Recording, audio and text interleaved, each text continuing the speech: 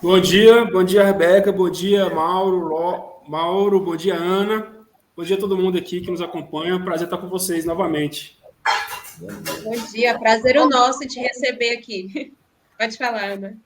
Olha só, a Rebeca vai fazer a primeira pergunta, mas eu queria contar um bastidor aqui para vocês. Opa. Eu e o Ícaro começamos nossa militância juntos lá atrás, na Escola Técnica Federal de Goiás. Não acredito. Somos colegas. Ah, é? Eu fazia...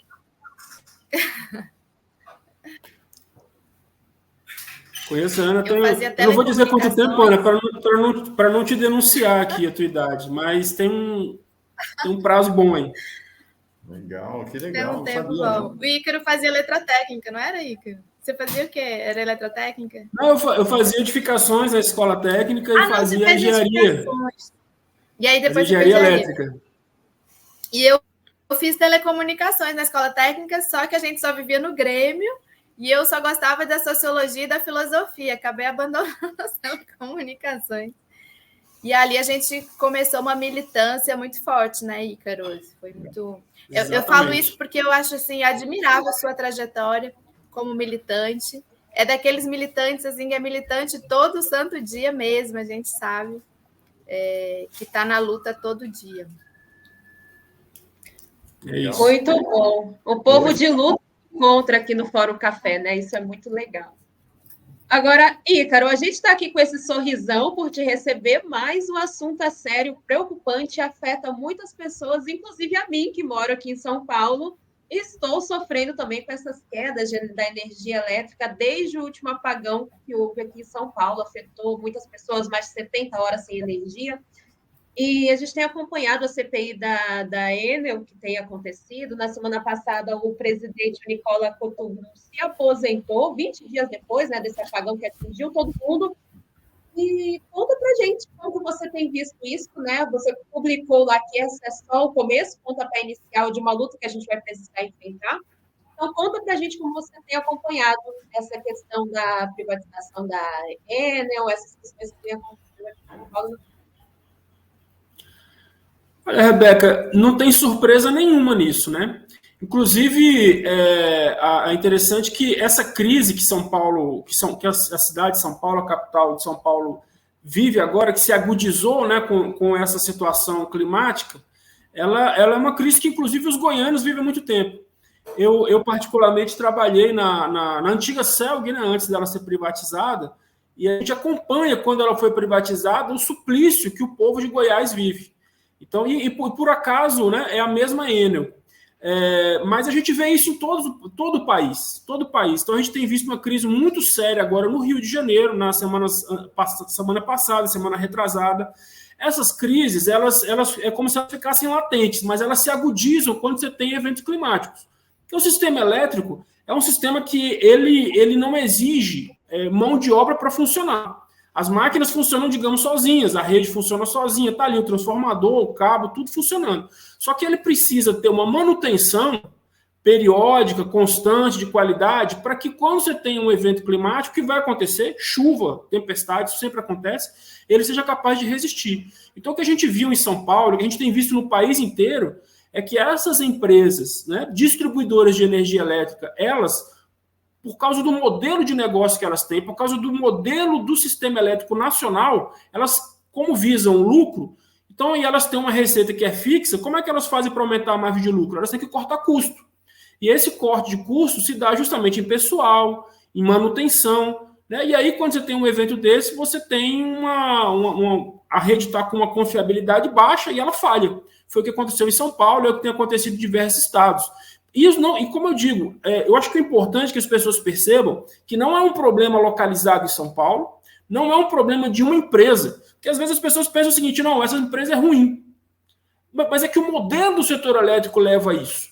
Então tem se discutido agora, vamos caçar a concessão da Enel. Olha, a cassação de concessão é uma medida que está prevista na legislação brasileira. Mas o que a gente tem visto ao longo da história no Brasil é que esse procedimento não resolve. E eu cito o caso, por exemplo, de Goiás. Comecei falando de Goiás e vou voltar a falar de Goiás. No estado de Goiás, a empresa foi privatizada, a Celg foi privatizada em 2016, uma privatização recente, Quem comprou essa concessão foi justamente a Enel, deixou os goianos numa situação desesperadora, então faltava luz aqui todo dia. As pessoas falam, São Paulo ficou sem energia, várias outras cidades ficaram sem energia, ficava sem água. Porque quando você fica muito tempo sem energia, como é que você vai bombear água?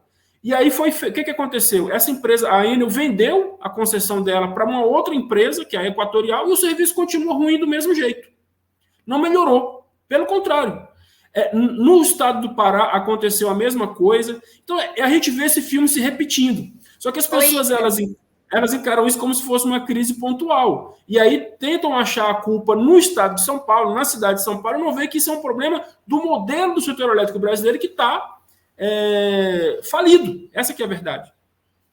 E o que precisaria ser feito justamente para uma remodelação, não sei, do sistema, uma reestruturação do sistema? Que mudança de fundo, de estrutural precisariam ser feitas?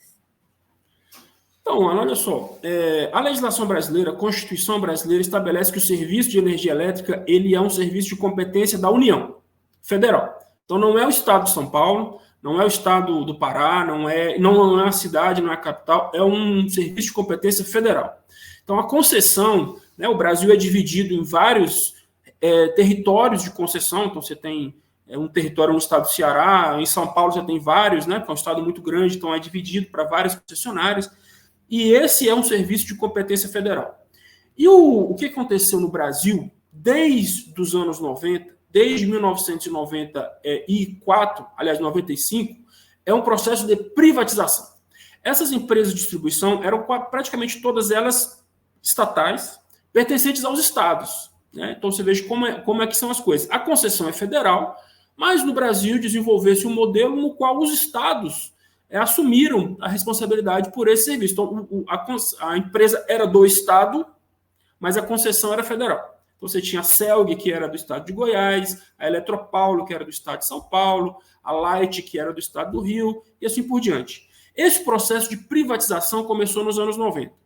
Essa reforma do setor elétrico brasileiro, ela tinha duas promessas principais. E aí a Ana talvez não lembre, que ela é mais jovem, mas o Mauro deve... A Rebeca muito menos. Mas o Mauro deve lembrar. Por que foi feito o processo de privatização?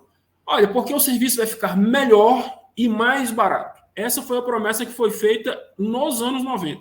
A privatização foi feita. FHC. A primeira privatização foi, inclusive, mas começou antes, viu, Mauro? Começou com o Itamar Franco, se eu não me engano. O processo começou ali. Mas foi bem na virada do Itamar para o FHC. E aí, se eu não me engano, a primeira a ser privatizada foi a concessionária do Espírito Santo. Depois veio a Light, do Rio de Janeiro, e aí privatizou praticamente tudo. Hoje só tem 2 estados que têm empresas estatais ainda, que são Minas Gerais e Santa Catarina. O resto, tudo privatizado. E o que aconteceu? Esse modelo deu errado. Deu errado no Brasil, deu errado no mundo inteiro. Então, no mundo inteiro, nós estamos vendo um processo de reestatização do serviço. Foi feita a privatização, a experiência deu errado, a população teve prejuízo e o Estado Nacional retomou o controle da concessão. E eu acho que é isso que falta no Brasil, viu, Ana? O que falta a gente ver o seguinte, olha, é uma experiência que deu errado. Ou alguém acha que melhorou o serviço, ou alguém acha que o preço da energia ficou mais barato, como se dizia. Houve um aumento da eficiência, pelo contrário. Agora, o que precisa discutir é isso, porque a gente vê, olha, vamos fazer uma CPI. Ana, já foram feitas CPI sobre as distribuidoras em praticamente todos os estados do país. Todos. Mato Grosso teve, Mato Grosso do Sul teve, Rondônia. O que acontece nessa CPI? Nada. Então, se a gente não mudar o modelo, nós vamos continuar com a crise. E qual que é a situação concreta que nós temos hoje? Então, nós estamos completando 30 anos desse processo de privatização. Já é tempo suficiente para fazer uma avaliação, né? Acho que já deu tempo de você fazer um balanço. A Constituição estabelece que as concessões de distribuição são de 30 anos. Então, elas estão vencendo agora. E o governo federal está com essa situação. Olha, as concessões vão vencer várias. Olha, a do Espírito Santo vence agora em 2025. Ali no Rio, a Enel do Rio e a Light vão vencer em 2026. E a Enel de São Paulo vai vencer em 2028. E o Tribunal de Contas da União perguntou para o governo federal, escuta, o que você vai fazer com essas concessões? Elas vão vencer. A Constituição dá 3 opções para o governo. Ele pode relicitar essas concessionárias, olha, vamos fazer uma nova licitação, quem oferecer a melhor proposta leva, né? Uma relicitação por mais 30 anos. Ele pode renovar essas concessões por mais 30 anos. Ou seja, a Enel vai continuar mais 30 anos aí atormentando o povo de São Paulo e assim por diante. Ou ele pode tomar para si o serviço. E o problema do Brasil é que, ao contrário do que acontece em todo mundo, no Brasil não está posta a discussão da retomada do serviço. E o que eu defendo... Basta o governo Lula agora, e o governo Lula reeleito em 2026, querer que essas empresas de energia elétrica voltam a ser estatais? Porque a gente discute muito a reestatização, mas aí é quebra de contrato, vai ter que pagar de novo. Nesse caso, não tem quebra de contrato, porque o contrato venceu. Você tem um contrato de 30 anos, o contrato não prevê, não está dito lá, vai ser renovado. O contrato venceu. Você olha, muito obrigado, Enel de São Paulo, obrigado aí, valeu. Agora eu quero esse serviço para mim de volta. E vou montar uma empresa para tomar conta disso. E qual é o problema de se fazer isso? O Brasil já teve isso, o Brasil sabe fazer isso. E não teria que pagar. Não, vou ter que comprar de novo, pagar para comprar porque foi privatizado. Não, ele vai tomar um serviço porque vai vencer o contrato. E isso, Mauro, é algo que eu acho que isso sim seria efetivo. Porque se o Brasil tivesse uma empresa federal, eu particularmente não acho que o modelo das empresas estaduais também seja perfeito. Ele tinha vários problemas, tá? De corrupção, tinha. Né? Tinha vários problemas com as empresas estaduais. Mas se o governo federal criasse uma empresa federal para assumir pelo menos essas concessões que vão vencer, ou algumas delas, isso serviria, inclusive, o que se discute na economia, que é uma empresa de referência, que era o caso que a Eletrobras fazia no passado, quando ela era uma empresa estatal. Então, assim, você tem uma referência de qualidade, uma referência de preço, porque hoje é todo mundo privado. Então, é como se houvesse uma competição no Brasil, você vai dizer, qual que é a melhor? Não, no Brasil você não discute qual que é a melhor, é qual que é a menos pior. Então, se houvesse uma empresa federal, aí essas concessionárias teriam medo, porque elas saberiam que elas poderiam perder a concessão, porque o governo federal poderia, por exemplo, vamos supor, olha, a distribuidora aqui do Mato Grosso do Sul não está prestando um bom serviço. Pois então o governo federal toma de volta, porque ele tem essa estrutura. Hoje nós estamos na mão dessas empresas privadas e, na verdade, é o seguinte, o governo não tem controle nenhum sobre o setor elétrico brasileiro. E do ponto de vista da segurança nacional, do ponto de vista estratégico, do ponto de vista da soberania, essa frase do Ícaro é chocante, né? O governo brasileiro. Exatamente. Tem uma pergunta aqui do chat para o Ícaro. Antes, deixa eu ler esse comentário da Deise Ribeiro. Ela diz: a distribuição de energia elétrica da empresa Equatorial é muito cara. Tive que fazer a instalação de energia solar. E a Margarete te pergunta, mas Ícaro, no caso de São Paulo, por exemplo, se o contrato de serviço venceu, quem decide? Governo federal ou estadual? Vou começar com a Margarete aqui. O serviço é federal. Então, assim, eu sei que nós estamos aqui com questões aí do governo de São Paulo, eu particularmente não tenho nenhuma admiração pelo prefeito, pelo governador de São Paulo e tudo mais, mas o fato é o seguinte, o serviço é federal. Então, não há o que... A distribuidora a Eletropaulo foi privatizada em 98, né, que hoje é a Enel. Foi privatizada para os americanos, era a AES, se eu não me engano. E depois os italianos tomaram conta aqui da Enel. Mas o governo de São Paulo vendeu a empresa, mas a partir desse momento ele não tem mais empresa. Então, o serviço é federal. Então, a responsabilidade é dele. E o que a outra colega aí falou, que eu esqueci o nome dela, é sobre a questão da Equatorial. A Equatorial é isso. A Equatorial também trabalha em vários estados. E a tarifa do Brasil, foi isso que eu disse, né? A Deise, né? Bom dia, Deise. É que nós temos esse problema. Como eu até coloquei lá na postagem, falei, olha, nós temos uma crise dupla. É uma crise de qualidade, de confiabilidade, ou seja, nós não temos energia de qualidade nas nossas casas, para a indústria, para o comércio. Então, se é ruim, eu fico imaginando os comerciantes, o prejuízo que eles não tiveram. Imagina o cara que tem uma sorveteria, o prejuízo que ele não toma. E isso, dia a dia, isso causa um prejuízo, causa uma perturbação muito grande para a população. E um problema de preço. A questão tarifária no Brasil é uma questão muito séria. Então, esse modelo é um modelo que é cada vez mais caro e cada vez pior. A tarifa da Equatorial é cara em vários estados. Por exemplo, a Equatorial do Pará é a tarifa mais cara do Brasil. Então, só para você ter uma ideia, Ana, esse ano nós estamos caminhando para ter uma inflação de menos de 5%. A tarifa lá do estado do Pará, que é equatorial, esse ano já subiu mais de 12%. Em Minas Gerais subiu 14%. Aqui no Distrito Federal subiu quase 10%. No Amapá subiu 44%. Então, as pessoas não estão conseguindo pagar a conta de luz. Mauro, eu não sei se você já passou pela experiência de ter a energia da sua casa cortada. Você imagina o que é uma dona de casa, uma trabalhadora ou um trabalhador, está lá na sua casa, chega a empresa, é até uma vergonha, entendeu? Você ter lá o pessoal, porque isso depõe contra você para os seus vizinhos. E isso é uma vergonha para as pessoas, e a pessoa fica 2 dias sem energia, porque ela vai ter que ir lá, pagar uma taxa de religação, esperar o pessoal voltar. E não tem negociação, viu, Ícaro? Não tem negociação. Já aconteceu isso comigo no passado, não tem essa de conversar com o pessoal da empresa, não, eu vou lá pagar e volto. Não, acabou, não tem conversa, eles cortam na hora. Não tem. E esse ano, 11% dos brasileiros tiveram a sua energia cortada. 11%, não é pouca coisa. Então, nós estamos entrando numa situação em que o Brasil teve um avanço civilizacional enorme no primeiro governo Lula, no governo da Dilma, com o Luiz Paratoso, que incluiu mais de 15 milhões de brasileiros no século XX.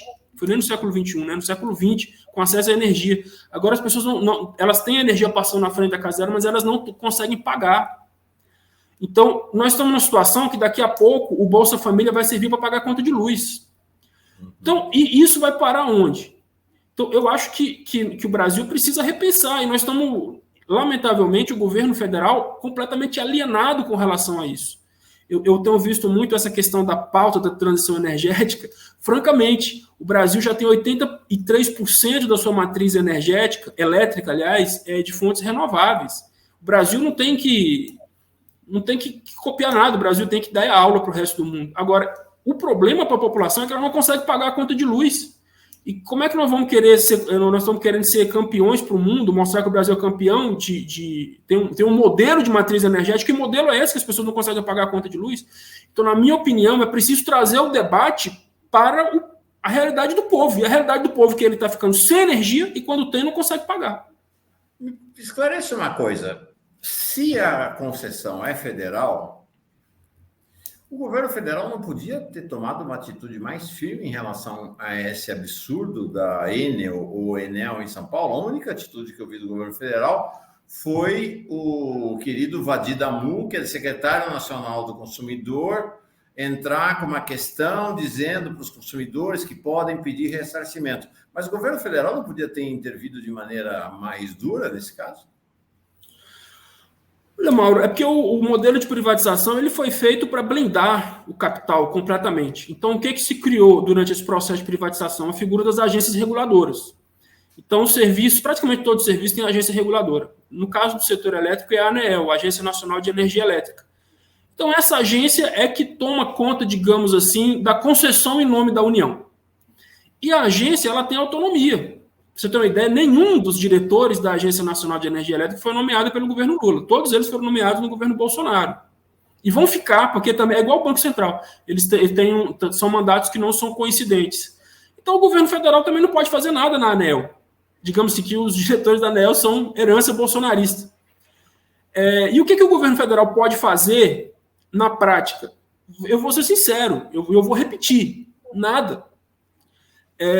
O governo não pode intervir na ANEEL. O governo federal não pode chegar ao presidente Lula e chegar e ligar para o presidente da ANEEL e falar, dê um jeito. O presidente da ANEEL não precisa fazer isso, ele tem autonomia. Autonomia do Estado. Mas a gente sabe como é que funciona a porta giratória. E o setor elétrico como se diz, primaz nesse mecanismo de porta giratória. Então, na verdade, é um processo que acontece, não é só no Brasil, acontece em vários países, o processo de captura das agências reguladoras. E a Agência Nacional de Energia Elétrica é completamente capturada pelas empresas, porque esses caras depois vão trabalhar lá. É assim que funciona. Então, o governo não tem nenhum tipo de ingerência sobre o setor na prática. A concessão é dele, mas ele não manda. Agora, como eu repeti, por fortuna do destino, o governo Lula caiu no colo dele uma oportunidade, que é não só de aplicar uma multa aqui, uma multa ali, mas de retomar a concessão para o povo, uma concessão pública. Por conta do tempo, né? Por conta do vencimento dos contratos, né? Exatamente. Porque numa situação normal, Ana, existe o mecanismo da caducidade, da cassação, existe. Mas quem faz isso é a ANEEL. E como eu disse, não resolve. Ela tira uma empresa e bota outra, que é tão ruim quanto. Então, acho que no Brasil, o debate que deveria ser feito não está sendo feito. O que o governo Lula está propondo é renovar todas essas concessões. É isso que eu acho. Oi? Não acredito, é isso? Exatamente. O Ministério das Minas e Energia lançou uma consulta pública. Os espectadores podem entrar no site aí do Ministério das Minas e Energia. Consulta pública número 152. Pela provocação do TCU, porque o TCU disse, olha, as concessões estão vencendo, você tem que tomar uma decisão, o que você vai fazer? Era logo no começo do governo Lula, né? Então, o Ministério ele abriu uma consulta pública para perguntar à população. Ok, mas quando ele abre a consulta pública, ele já traz a opinião dele, né? Então, olha, nós estamos aqui, a nossa proposta é renovar por mais 30 anos todas as concessões. Renovar com as mesmas empresas. As mesmas empresas. Porque poderia também ser aberto, tipo, um novo... Como é que chama isso? Uma nova licitação. Nem aliás, isso é o padrão. O padrão da legislação é fazer uma nova licitação. Mas o governo ele tem a opção, por uma questão legal e tudo mais, e ele também pode renovar por mais 30 anos. E aí o argumento dele é esse mesmo argumento da transição energética. O que eu acho mais engraçado é isso, porque agora a transição energética virou argumento para qualquer coisa. Tudo é verde. É o tal do greenwashing, né? Então eu quero subsídio, porque eu sou verde, porque eu vou ficar verde, eu vou esverdear. Mas, gente... Então, assim... Vou fazer transição energética, mas vou abrir poço de petróleo lá na Amazônia. Grande transição energética essa. Vou abrir transição energética, mas a Petrobras não para de aumentar a produção de petróleo no país. Mauro, se você tem ideia, a COP28 está sendo feita onde? Você sabe, né? Sim, nós falamos aqui, o presidente da COP28 é o presidente de uma petroleira de lá. A gente tem falado muito aqui. Agora, pronto, né? Ícaro, isso é o Ministério das Minas e Energia que está sinalizando que vai renovar? Não, sinalizando não. Ele indicou que vai renovar. Tá. Exatamente, o Ministério das Minas e Energia. É absurdo, minha gente. O pessoal aqui no chat comentando muito sobre esse assunto, porque, de fato, tem impactado a vida, né, de todas as pessoas. A galera falando aqui que queimou geladeira, que precisou fazer a troca por energia solar. A Margarete falando que nem na pandemia eles deixaram de cortar a energia elétrica, né, por conta dos atrasos nas contas. Então, de fato, é uma situação que atinge diretamente a todos nós, né? Exatamente. Eu costumo dizer que energia elétrica é algo que é tão importante que a gente só percebe que existe quando falta. Porque dos serviços públicos, né? Vamos dizer aí, a gente consegue ficar sem saúde pública durante greves, né? Durante, sei lá, alguns dias, sem educação, você fica lá, né, várias semanas sem ir para aula, sem combustível, né? Quem não se lembra da greve dos caminhoneiros? Então a gente fica sem combustível alguns dias, né? Você tem gasolina no tanque do seu carro. Agora, sem energia, se você ficar algumas horas sem energia, isso causa um caos no país. É um serviço que ele precisa estar disponível 100% do tempo. Então, é um sistema muito complexo, né? E o Brasil conseguiu criar um sistema que, vejam, ele é admirável em todos os aspectos. O Brasil conseguiu, e não foi capital privado, não foi capital estrangeiro que fez isso, foi capital nacional, engenharia brasileira, que conseguiu prover a esse país continental energia elétrica com um sistema interligado que consegue levar energia de uma ponta a outra do país. Para você ter uma ideia, Ana, a distância entre Macapá e Porto Alegre é maior do que a distância entre Lisboa e Helsinki. Então, é isso. Esse é o Brasil. E nenhum país do mundo tem um sistema interligado como o nosso.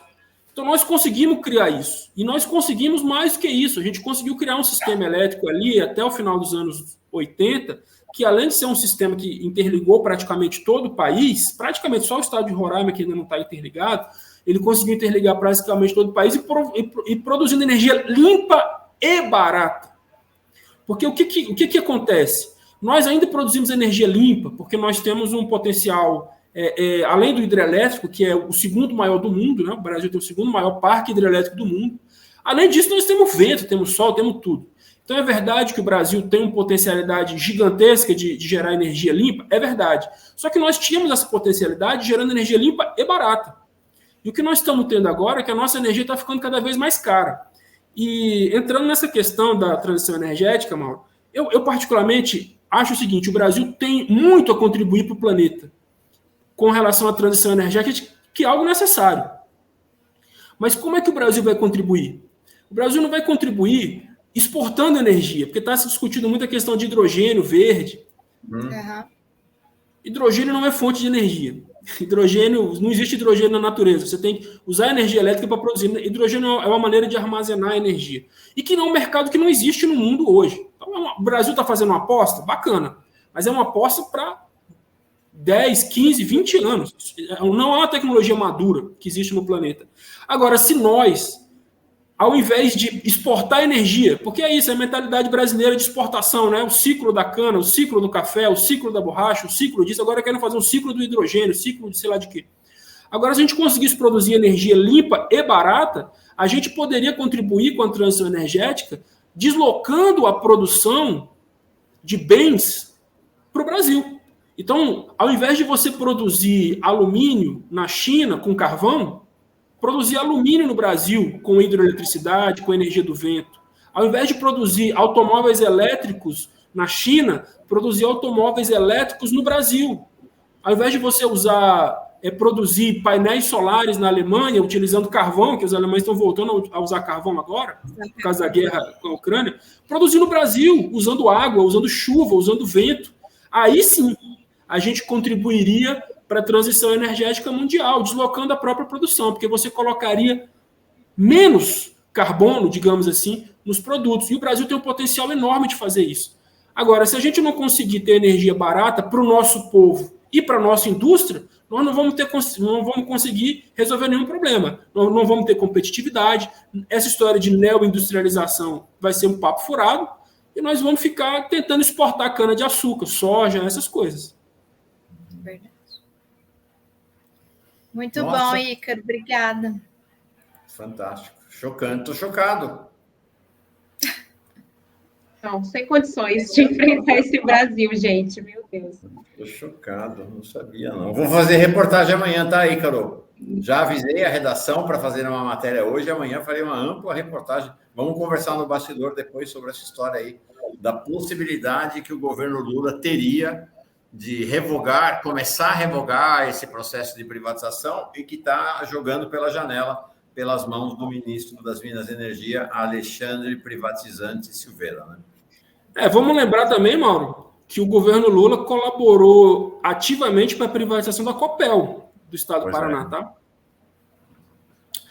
Gente, assim, eu fiz campanha para o Lula, votei no Lula, apoio esse governo, acho que é mais do que necessário que esse governo tenha sucesso. A gente sabe qual que é a alternativa que existe para o Brasil. Agora, acho que nosso papel aqui é justamente que ele dê certo. E eu não acho que a população descontente como está o sistema elétrico, e pode piorar muito, basta a gente ter uma seca, aí nós vamos sentir a crise de verdade. Por enquanto, nós estamos em um ambiente favorável, né? Está chovendo bastante, os reservatórios estão cheios. E eu torço muito que esse governo dê certo, mas do jeito que está, não está caminhando bem, pelo menos nesse setor. Muito bom. Tá bom, valeu. Vamos circular essa entrevista também, né? Vamos fazer um recorte dela. Vamos, para a gente circular. Obrigada, viu, Ícaro, sempre por estar aqui com a gente. Obrigado, pessoal. Às ordens. Bom trabalho. Pera lá. Antes de você sair. A Ana Prestes agitava muito lá na escola técnica? A Ana, eu conheci a Ana na biblioteca, ela só estudava. Ela fala esse negócio de movimento estudantil. A Ana é sempre, ela pensa as ideias assim, mas ela estudava. Eu encontrava ela estudando. Eu também adorava ir para a biblioteca. É verdade. E toda vez que eu encontrava ela estava estudando, fazendo um monte de cálculo. Ela é socióloga, mas ela é boa de matemática. Até puxou de casa, né? Porque o pai da Ana é físico. Pois é. Então, a Ana eu queria ter uma filha assim, muito estudiosa. Chegava lá, tava, Ana, vamos conversar aqui. Ela, não, peraí, tô fazendo aqui os cálculos aqui. Legal. A gente estudava muito mesmo. As mesas eram disputadas na biblioteca. Exatamente. Revelações de Ana Prestes. Desculpa, Ana, deu para ver até aqui pela TV que você ficou vermelha. Desculpa, não era esse. Não. Mas bem legal a história, bem legal mesmo. Obrigado, viu, Ícaro? Abração. Tchau, Ícaro. Beijo. Tchau, pessoal. Até mais.